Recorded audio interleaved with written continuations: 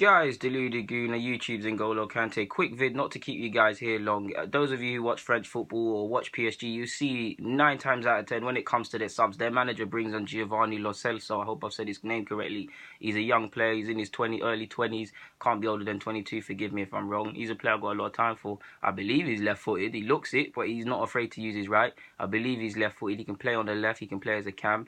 With that being said, he's got the typical attributes with someone in that role. He's got an eye for a pass. He's a good dribbler. He's good at recycling possession. He's got good balance. He's just a creative player. And these are the sort of players I'm always thinking, Arsenal, where were you before they went to PSG? Like, he was very decorated in Argentina, in his homeland. Where were you? This guy would be quality for Arsenal. Like I said, he's a good dribbler.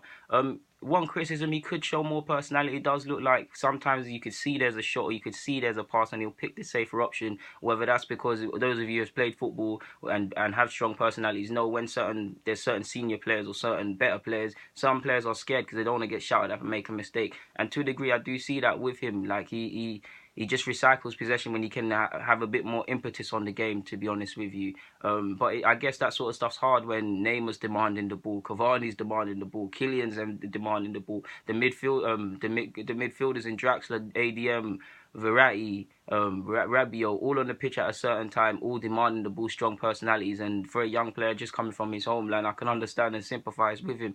He's almost he is a super sub. Like, I don't think he started the game.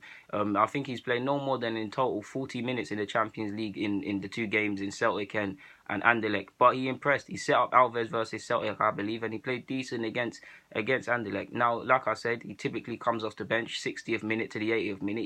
He's the man there that are not really getting minutes like that. Might get a 15, a 2-minute here, waste time. He's typically one of the first players that comes off the bench. It's obviously going to be hard starting in that PSG side with these talented players, but I do believe he is one for the future. I'm hearing PSG are trying to save, or they have to make 80 million or something in regards to comply with FFP. So the likes of ADM, Pastore, and all these players are being muted as being sold. Draxler as being sold, but maybe he could be one. So Arsenal, let's have our eyes to that man. He's made 19 appearances at the time of making this vid, and he's got 2 assists, but he hasn't really started the game, so it's harsh on him. So yeah, man. He also played at I don't think he played that much, but I'm so sure he played at the Rio Games for the under-23 Argentina side.